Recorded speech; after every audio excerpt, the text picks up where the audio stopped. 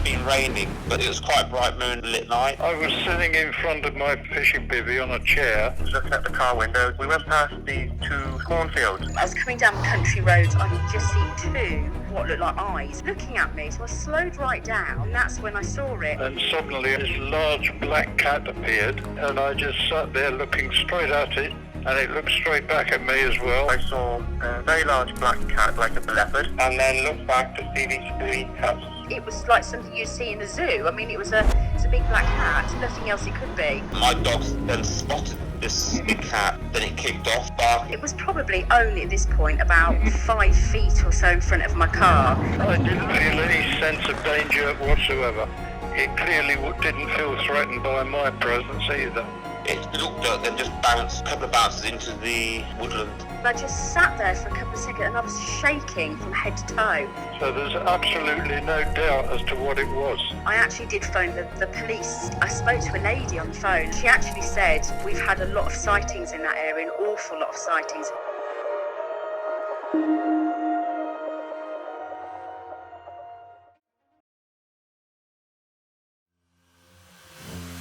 Okay, here we go. One, take one.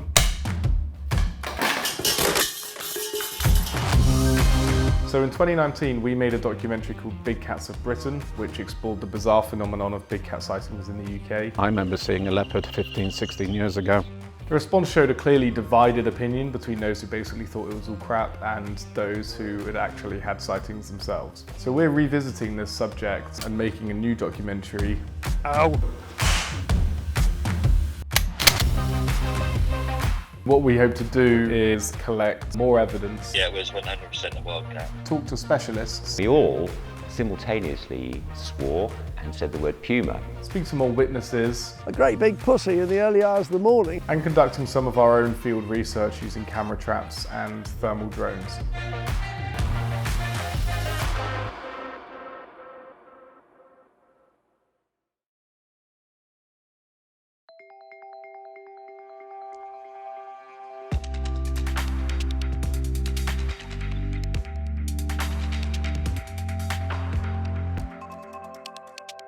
Benjamin Mee is the owner of Dartmoor Zoo. This guy came from France, speaks French. He's a good boy. He will kill you the same, but he'll come out and roll around first. His book, We Bought a Zoo, was adapted into a major Hollywood movie and mentions the peculiar sighting Benjamin had himself of a big cat. In your book, you discuss seeing a puma. Can you just run me through that experience? Yeah, I brought my brother Duncan back from the station at midnight with his business partner. As we're coming through the very narrow lanes with sort of steep Devon walls on either side, I saw this animal appear across the road. Just saw the chest and head. And first glance, I thought it was a deer, so I stopped to wait. And that gave us the chance to have a second look. It kind of transformed from this template I had in my mind of a deer into this puma, like this, like muscles, big, bulgy jaws. And it just looked across at us like this. And I just thought, someone's let the puma out now. That's really bad. And we all simultaneously swore and said the word puma. And then it just kind of like retreated back into the woods. So we came piling back up here, got the torches, shone it on the puma enclosure, because we had 2 puma here at the time. Both pumas were in, and both pumas were exactly the same animal that we'd just seen, but smaller, the females, quite clearly for several seconds. However, and all the farmers around will tell you quietly off the record, oh yeah, the puma, oh, Nellis had the place, there were always cats out. And when we had our Lynx escape on our 10th anniversary, it's only a little cat, but the local livestock behave in exactly the same way. They can smell it a mile off. And this is one of the things that one of my neighbours said is all her horses gathered in one place in the middle of the field. Just like the old days, she said, when the puma was around. I'm like, really? And she said, don't worry, it makes it easier to pick up all the poo, because it's all in one place. They're really good about it. It's like, oh, more cats, whatever. But my theory, if you want to hear, is that in 2010, the sightings seem to have dried up. And 2010, I believe, was the coldest winter in many, many years. It went down to -18 here, and from that year on, there were no more sightings that I know about. Benjamin's interview gave us much to think about. Despite having heard about many sightings beyond 2010, Benjamin's opinion on the matter seems logical and robust.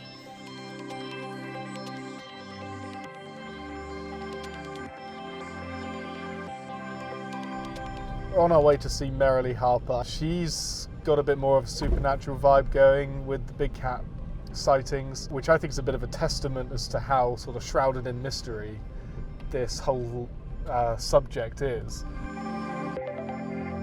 You know, on the one hand, you have this absolutely wonderful first-hand accounts of seeing these big cats from multiple people. On the other hand, there is hardly any physical evidence to speak of. I mean, you could say none, really. Part of the problem actually is that so many black panther-like creatures are seen. I don't think I've had a single report of a spotted leopard. But a spotted leopard is the common type of leopard. A black leopard is rare. I think that these big cats in Britain exist as diamonds, which have one foot on each side of that divide between the supernatural, as one might call it, and the natural. And I sort of feel that perhaps, you know, these big cats appear to us as a sort of portal, really, as a way of changing our perspectives. You can't rule anything out, really, can you? I just think that things get so improbable that you sort of have to discount them. You might hold out for a long time believing that you can get a film of one of these big cats, and, you know, let's talk in 5 years' time, see if you think differently. It was fascinating to speak to someone who had spent such a lot of time researching this mystery, but we were determined to find an explanation that wasn't supernatural.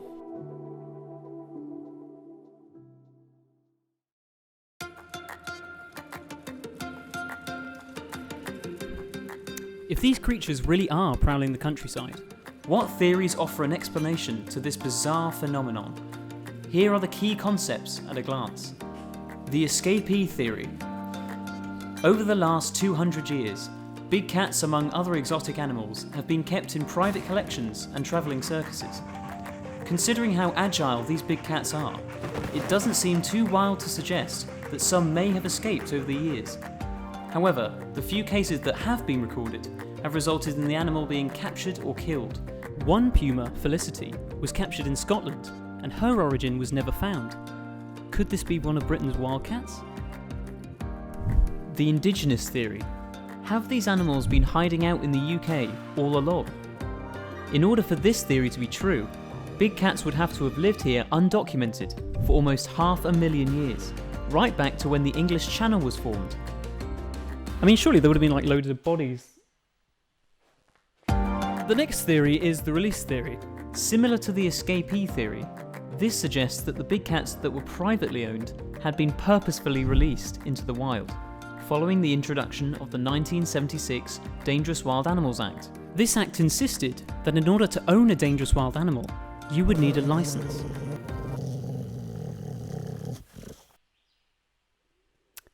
A license that could only be obtained by those with enclosures with the correct size, ventilation, temperature, and so on. You could say this made it impractical and expensive to keep a large carnivore as a beloved pet. Why not let one loose down the local park? It wasn't actually illegal at the time to release these animals into the wild. The cover-up theory. If you're a fan of conspiracy theories, this may whet your appetite. The cover-up is the idea that big cats are out there and solid evidence has been captured and even bodies recovered, but this is all hidden away by a government who doesn't want to cause panic or pay any compensation to lost livestock. And last but not least, are they there at all? Could the hundreds of sightings year after year, up and down the country, just be misidentifications, false memories, or constructed fantasies? We've heard the claims, but what tangible evidence is there to back them up? Last winter, I was working in the yard and the sheep had been disturbed. They'd sort of split up. Lambs had broken through a bit of a gate that I'd put up, which was unusual because they were pretty quiet. and the rest of them were bunched up like they'd been herded, like they'd been attacked. They were properly worried up. They wouldn't come out of there. It was quite a job to get them out. But then the following morning, as I was walking down, I could see the sheep run from one field to the other. And I sort of thought to myself, well, whatever was there last night was about again. I was expecting to see a dog or something in there, you know, pestering those sheep. As I went into the field, it was blatant. There was one sheep dead out in the field. And you could see that sheep had been killed exactly where it had slept, where it had spent the night. Like all round it was patches in the frost where the other sheep had been lying. And there was blood sort of all down the front end of the sheep. You could see it hadn't got up. It hadn't really struggled from what I could see. There was no real marks on the ground. All it had was these puncture marks in the throat. And well, the blood hadn't even congealed. The blood was still warm. I could put my little finger right into the bite marks in the throat, or the puncture wounds in the throat. The only other wool that was disturbed was right up on its back, and when I took the wool from there was puncture marks there that I'd say corresponded to that sheep being held by the throat, obviously being throttled, and being held down by, I'd say, a big cat's claws.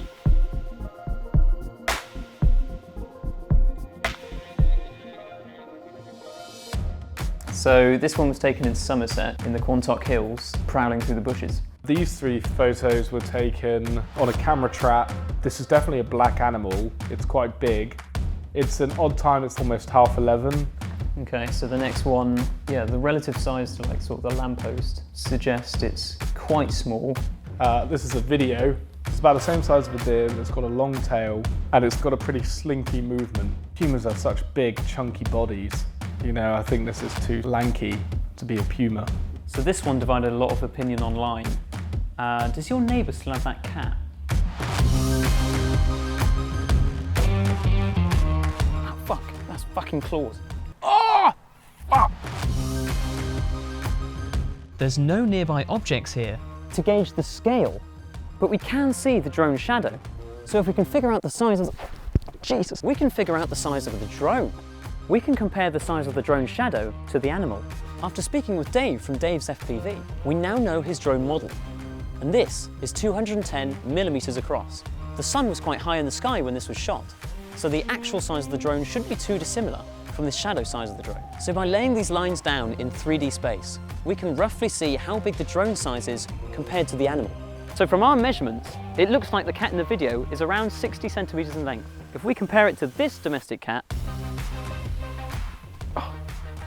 she is about 55 centimeters in length. It looks like it's a domestic.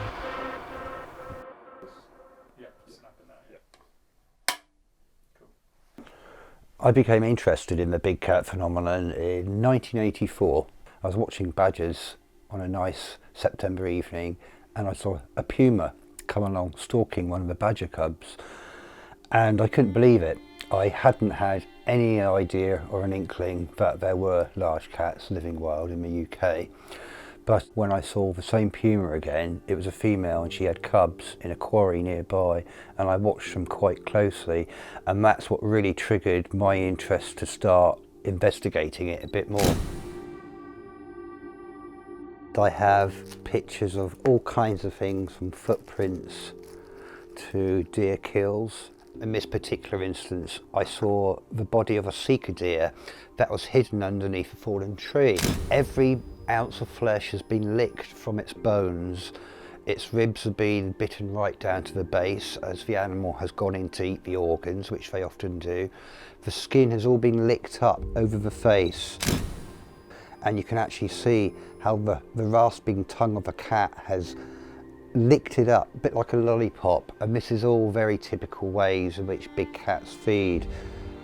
This is another example. This is a fallow buck that was taken near Bewley in the New Forest, and on this particular animal a lot of the haunch has been taken, and again the nose has been damaged. It's interesting because this animal was a deformed animal, and these are the animals far more likely to be taken by big cats: the diseased, the weak, the old. And this fallow buck had only one antler, and it was also very small, so it was very vulnerable to cat attack, and that's what's happened.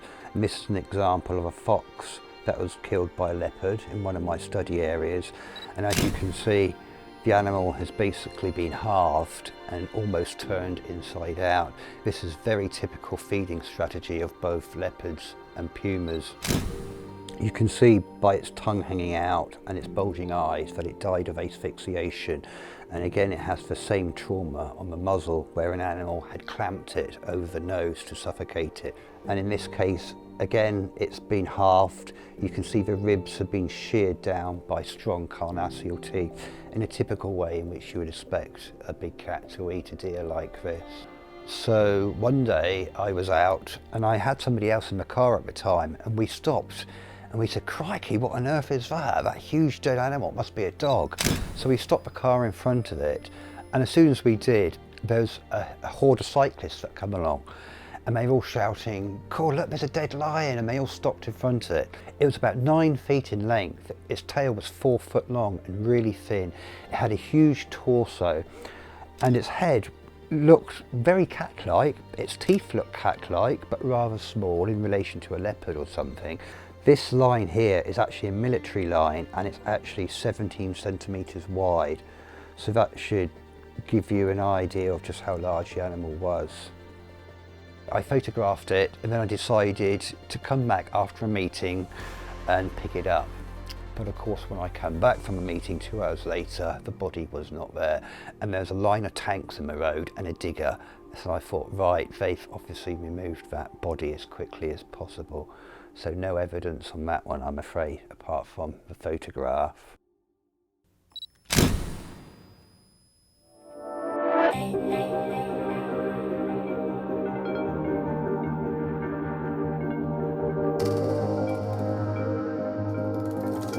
So how are we going to go about looking for these animals?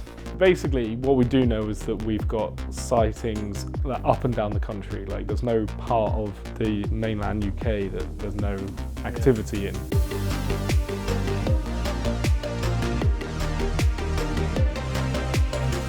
I've been looking at the Facebook groups. There are a few places where sightings have popped up where they've been quite prolific. So I can make a list of all the sightings and target those areas for our operations.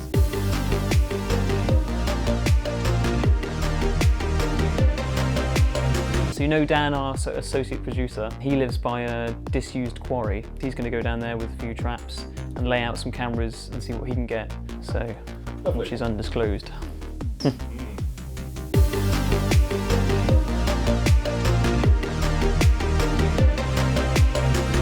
So I think we should probably pick areas which have high activity but are also like really rural, where we can go and put loads of meat out, and hopefully that will actually be an incentive for something to actually come to the camera traps. We also have some of this predator pee. So this is essentially a mountain lion urine. I have no idea how they get hold of this. This is a thermal drone, so it has on it a 4K camera as well as a thermal camera. It's all going to essentially be a bit of a stab in the dark. We've just got to be in the right place at the right time. So if we take Bruce's cage, this will be a stake. Hang that up on there.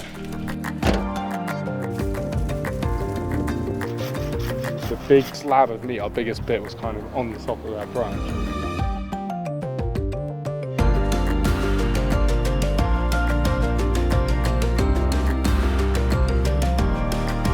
We can at least try and cover basically the one way in and out of this peninsula.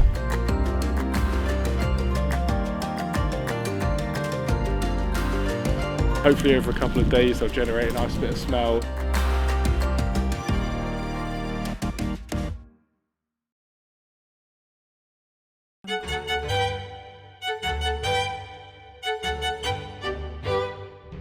Well, is that? Where did you pick that up from? The Americans use these for shooting terrorists. So we've got cartridges that you put in, which are BB cartridges, and you know they've got 9 bullets in it. And my brother used to use these in the Malayan jungle, and they'll break any bone in a man's body.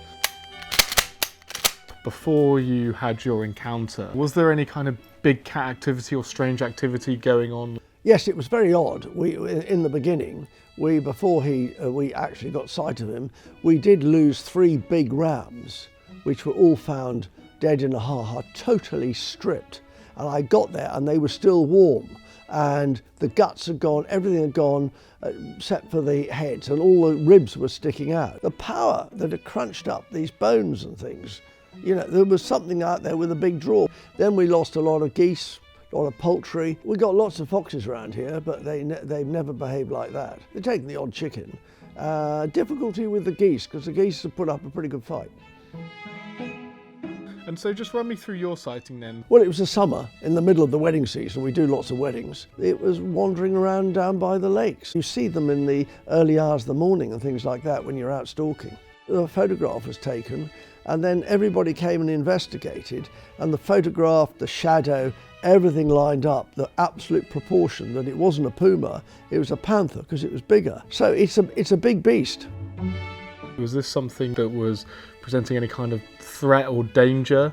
Well, yeah, I thought that, oh, goodness me, we've got all these weddings and parties going along, and we had somebody wandering out there drunk in the middle of the night, you know, or somebody's mother-in-law, it might eat them. So we told the police, and they went away to do a risk assessment. They don't want to come out here with some ferocious beast out there, because they're probably not very good shots anyway, and it might eat them alive. So they were gone, you know. Looked at our armoury and to make guess all the right sort of weapons, you know. Plenty of choice. Yeah, plenty of choice. Only got 82 guns in the bar, yeah. We had to put up signs. And we said, you know, beware of the panther or the beast or whatever it was.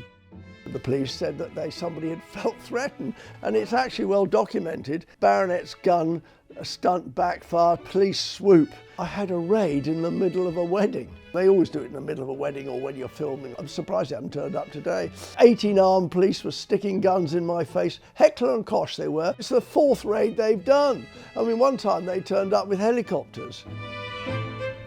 Ollie, what are you doing in there? The sighting was down by the lakes down there. Nothing in here that it could have been mixed up with? No, there's nothing around it. And what was it doing? A great big pussy in the early hours of the morning. And it was big, because you can tell, because there was guards around those trees, and we measured the height of the guard, look at that, look at the thing, and it was crossed there. And you tell it's a big cat, it's not somebody's pussy. Mike, do you want to look at this? Yeah. So you know we're sending all of those Freedom of Information requests to all the parks except Ireland and Northern Ireland. Yeah. With the question, have you or your staff members recorded any leopards, pumas or lynx? All of them but one, which is Lake District, have got back saying pretty similar responses. So Brecon Beacons were a no. Dartmoor said they had no records. Exmoor said no. New Forest said no confirmed sightings. North York's Moors, however, said there were 4 alleged sightings between 2006 and 2018 in the park. Peak District said no sightings. Pembrokeshire Coast said they're not aware of anything. And also Cairngorm said we do not have any sightings recorded because we have no types of big cats roaming free in this country.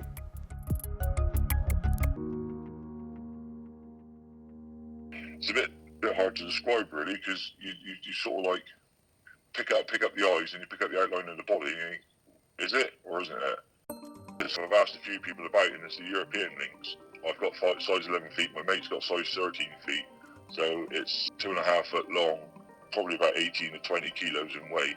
Yeah, it was 100% a wildcat. Do you believe that was the only one in the area? Do you believe that's the not at all. Probably 15, 16 years ago, the Forestry Commission was coming down, popped into the farm and said, have you ever seen big cats up there? And we said, we've heard them, but we've never seen them. Those big cats wasn't lynx, they were leopards or pumas or something much bigger, because the way he described it, there was a family of them and there were 7. So we know they're in the area. They're so shy, you think your eyes are playing tricks on you, because one minute they're there, next minute they've gone for a hedge. Okay, so this could be quite big. Like, this only happened like a couple of years ago, so this could be pretty significant. There's nothing ambiguous about it. It's just like 100% a Eurasian lynx, but there's only like a handful of lynx around under the Dangerous Wild Animals Act. So this could be one of the UK's wild cats.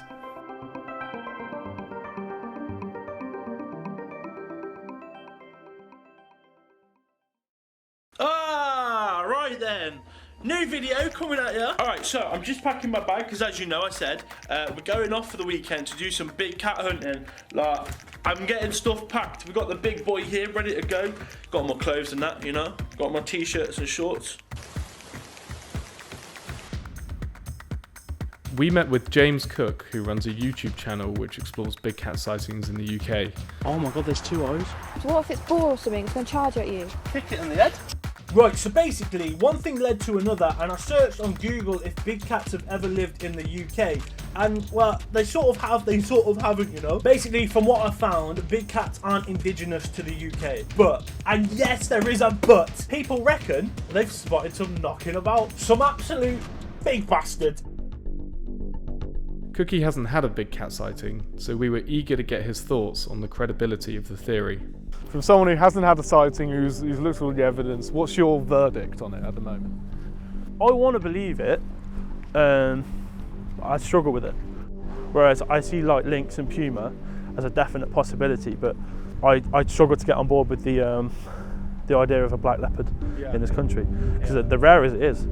And exactly. Well, the thing is that you don't get black leopards without spotted leopards. Yeah. Like most of our sightings that we've gone through, the majority of them, probably 70-30 or higher, is black leopard.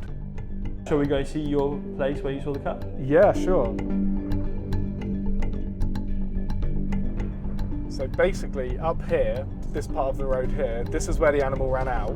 What, from the left side? Probably just along here somewhere. Right. And so it's running across in front of me, running. I was doing probably about this speed. Yeah. And then as I got to here, it jumped into there. Yeah. But there's nothing really there for it to get through. Oh, okay. So that's when I saw its like tail, and rabbit was in front of me here. Right. And then the rabbit basically went off there. I was frozen for like probably till I got to about this point. And then yeah, it was just all I could hear was just like my ears ringing. I was just like, I could just hear my breathing. And yeah, I was just so scared. But I didn't know what I thought it was going to do, like on a car. Yeah. You know, but it was just so scary. I don't know why.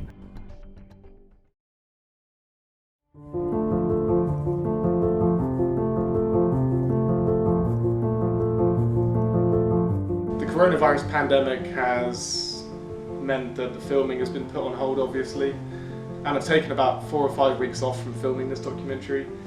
And since taking a step back, I've become sort of less immersed in this kind of big cat world, and I'm starting to think now, if we were to have breeding populations of lynx, puma, and leopard, then there would be far more signs, not just in photographic evidence, but also in the way that other animals around them are behaving. Whilst I think there may still be some around, a thriving breeding population of either of the 3 animals, let alone all 3, is seemingly unlikely to me at the moment.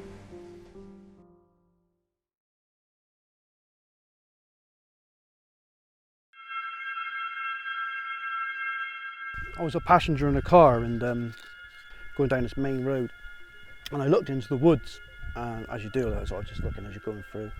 It was just there, sniffing the ground. Huge long tail, couldn't mistake it. It's a puma. I'm interested in all animals, but the cats is taking priority at the moment, and we just generally just look for them, look for signs, look for tracks, look for scats, scrapes. We're at the spot here where you had a camera trap set up, and you caught something on the camera trap which you think is pretty intriguing. Can you just run me through the whole thing from coming to pick it up and then eventually what you found? I believe the camera was already running at the time. Something triggered the camera. So it took 3 pictures and then goes to a video, 10-second video. And then suddenly on the video, I believe it's a cat, it's coming at such speed, faster than I've seen any dog. I mean, as you can see, it's real rough. And the way it's gone at speed through here is just unbelievable. You said you showed this to some different people to kind of get their evaluation. I've had dog experts look at it. They said it ain't a dog. I've had 3 deer experts. They said that's not a deer. A lot of people are saying it's deer chasing a deer, but it's clearly not. And so even from the first time you look at it, you think that's mountain lion. As soon as I saw it, I thought, oh, what's this? What have I got? What have I got? And of course, I kept looking at it. I must have watched it over 250 times. And I'm convinced. I believe it's a puma.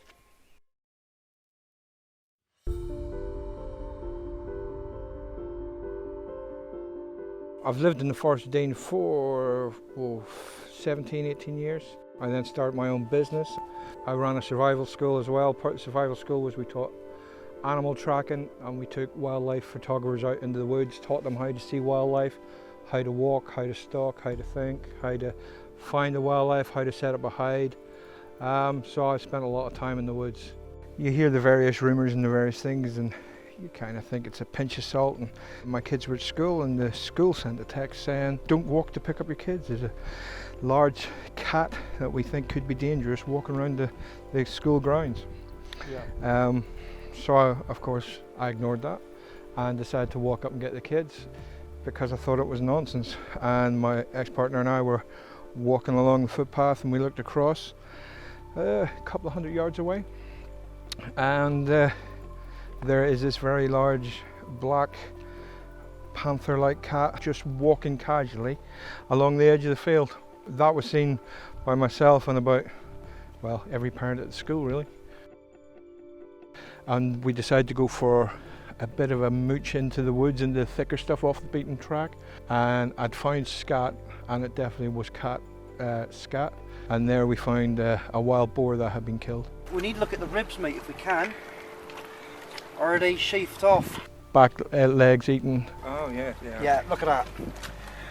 Look at that. Right off completely. And the innards removed. That's cat shit, mate. That's segmented. Typical cat kill with 2 very big bite marks on either side of its neck. And you know, you're pretty certain there's nothing else that can do this to a boar. Not that I could see. There's nothing that's going to predate a boar like that in this country. All the hallmarks of a big cat kill. When I saw it, I was like, I had no doubt. You know, eaten from the back in towards all the inner organs removed, ribs sheared off. It was a classic kill. I have seen crystal clear footage, but the people just won't let me have it. You know, they've shown me it, won't let me take it, they won't let me copy it. I've spoken to Forestry Commission rangers who know it's here, who've found dead ones, and we're told to keep their mouth shut.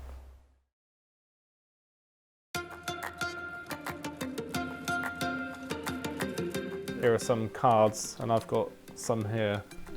Hold on, we might have some. Oh yeah, I've got something. Oh yeah, what you got? Just a bush. Oh, got a different type of predator coming up. Oh my god. That's nightmarish. Pigeon, duck. Got a fox here. Crow. Bird of prey. Here's a pheasant and a squirrel being friends. Ooh, another deer. This is a badger. Ooh, what's that? Badger? Oh, badger, yeah. Duck parade. Ooh, hide your bread. Big old tit. This is a tit. Oh, yes, here we go. Jesus. There's so many deers on this. So many old deers. Small fat dog. I've got a male and a female pheasant actually in this shot. Another deer. Horse. Some weird homeless guy. Like, what? Where? just like trying to... Okay, do you want to take that one and I'll take this one? Alright. Yeah. So yeah, you get stuff like this guy who's just gone out for a walk to find his shirt. You can go off the beaten track for so long and you put a trap up and you think no one's going to walk past this, and you just get like an insane amount of like odd bods, like this guy who's charging with a stick. Oh yes, with what, third wheeling? That's the end of mine. No lynx, leopard or puma, just squirrels. This one.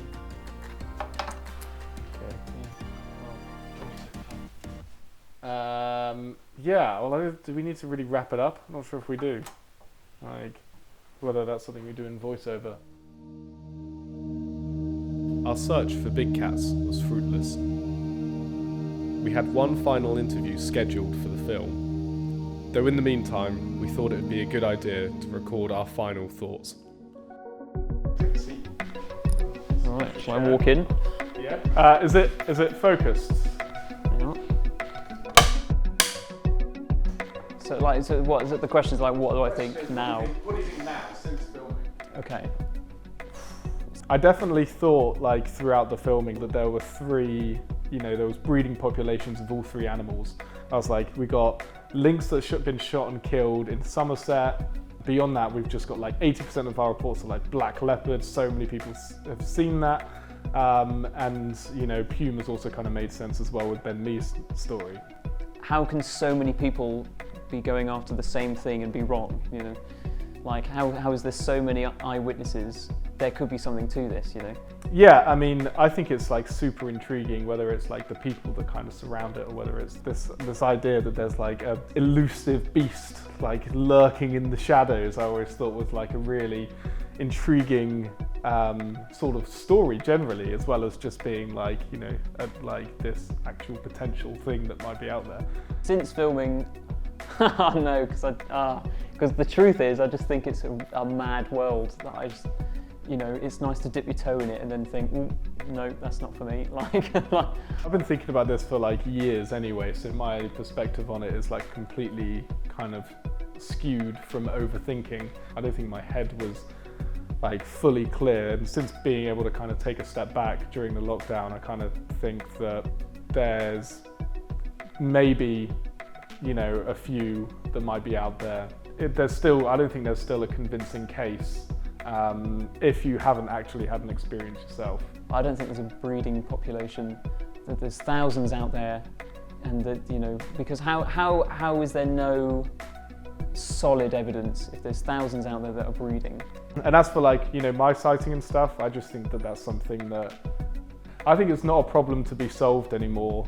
It's a fascinating thing to dwell on. It's probably about it. Cool. And the pussy line again, like it really, really was the best bit. Well, at first I really do want to express my appreciation that you took it seriously. I mean, I think you did, and you gave folks the benefit of the doubt, and you actually went out there and looked at some evidence. And so that's great. My name is Mark Elbrook. I'm the director of the Puma program for Panthera, the global cat conservation organization where we work all over the world. I have 20 years of mountain lion or puma or catamount experience. I have, caught roughly 250 plus mountain lions across my career. I've seen probably 2,500, maybe closer to 3,000 kill sites of animals killed by mountain lions at this point, and do quite a bit of training and helping people learn how to identify the tracks and signs of different wildlife, how to interpret a cat kill versus other kills. I work with state agencies, federal agencies, tribal nations, and private citizens. So cool. So you've watched our documentary. We'd love to know your thoughts on it. There was an interesting speculation about the winter of 2010 being the cutoff for sightings because it was such a brutal winter. Pumas do have very thin fur compared to many species, but they can survive in that temperature. But it is brutal on cats, and it does kill cats. The thing that I thought was one of the more convincing was the dead sheep. You could see it was a throat suffocation. He seemed to have evidence of claw marks, meaning like that the animal mounted from the back end.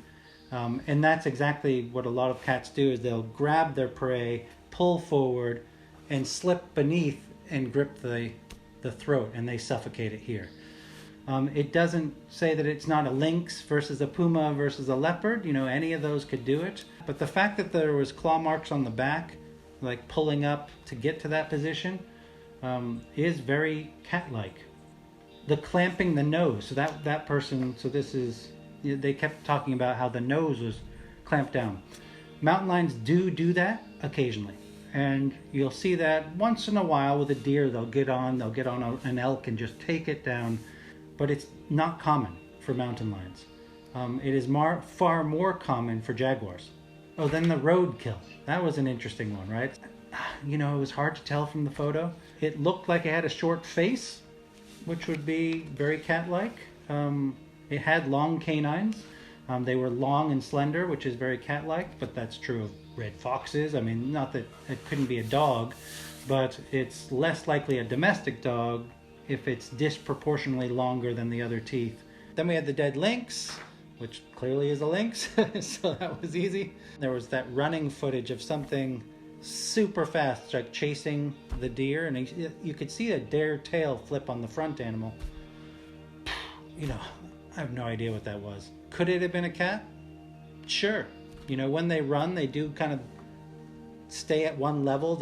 You don't go like that. So you see this very smooth, and that's what that animal was, but it was a blur. I have no idea what it was. Okay, so now we get to the end here. So the boar kill. You know, first off, I'm assuming someone sliced it up because there's this very clean line with fur on both sides. And if that's not true, then I'm going to tell you someone did do that. And then the other thing that those people brought up was, you know, that they know forest rangers who found dead cats and are told to shut up. First of all, I don't believe that at all. They seek out the most private places on the landscape, dense woods, shrubbery, rock overhangs under a log, to curl up and die. But as someone who has literally followed mountain lions for 20 years, I've found a dead mountain lion, well, that wasn't killed by a person. I don't know if I've ever found one. Finding dead pumas, again, it just struck me as something as, no, people don't find dead pumas. They just don't. And if they do, they certainly don't keep their mouth shut. You know, that to me seemed an odd thing to state.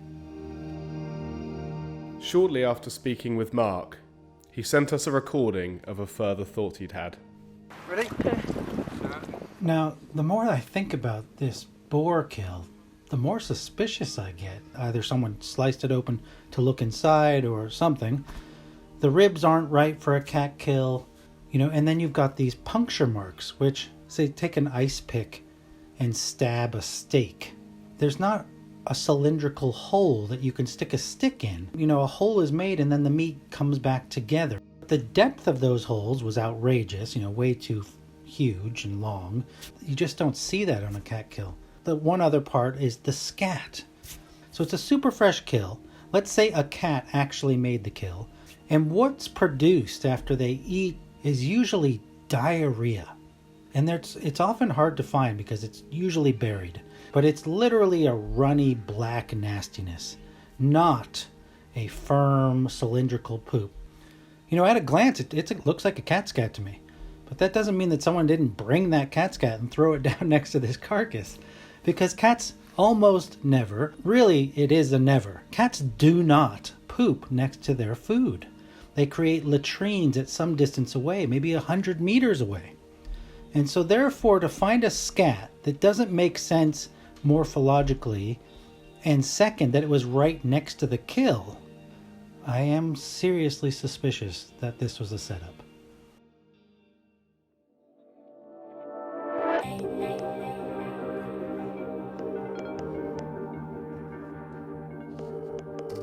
So just wanted to firstly ask you just straight up, did you and Neil hoax this? No, absolutely not. We didn't hoax it. It would have been a hell of a hoax to find a wild boar, butcher it, and then find some big cat scat to put beside it. No, it definitely, categorically not a hoax. Once you've seen one, it changes your life forever. I was a very big skeptic when I first moved to the Forest Dean. once you see it, things change. My focus has just become about big cats, and it's a little bit of an obsession.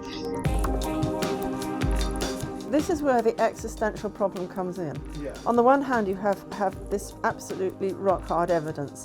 On the other hand, you have absolutely no physical evidence. What are you to do with that? You have to somehow get your head around that. The possibility that cats could live in between you without leaving very obvious signs is, almost absurd. Since the 1960s, it's escalated. There have been more and more people reporting. There have been more and more farmers with livestock taken. The big cat phenomenon will soon not be a phenomenon. I've been asked about a range of other sightings. You can almost always say it's a domestic cat or a mistake, or in one example, a toy. The animals escape from time to time, and so people may occasionally see a mountain lion or a leopard or a jaguar or a lynx or something that isn't supposed to be there. But that is a very different thing than saying there's a native or a breeding population that is self-perpetuating on the landscape. I'd be adamant that was killed by a big cat. So, they're out there, Mike. There's no two ways about that. We know there's a conspiracy to hide the truth. Essentially, the question being whether there's an existing breeding population in the UK, I'd say that is incredibly unlikely.